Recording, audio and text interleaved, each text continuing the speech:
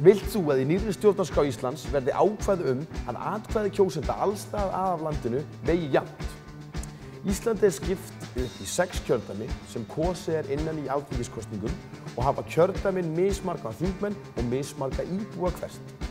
Fjöldi þingmanna á hvern íbúa hins vegar mismikill eftir kjördæmum og þess vegna eru áhrif hvers kjósenda í alþingiskosningunum mjög mismunandi eftir því hvar þeir búa. Í dag má þessi munur vera tvöfaldur.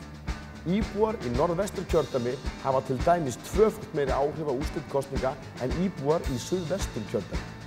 Í tillögu stjórnlagaráðs segir að Alþingi megi áfram skipta landinu upp í kjördæmi svo lengi sem atkvæði vega jafnt alls staðar á landinu.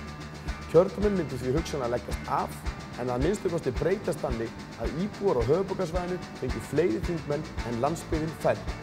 Spurt viltu hafa ákvæði jafnt vægi atkvæði í stjórnarskrá? Já eða nei?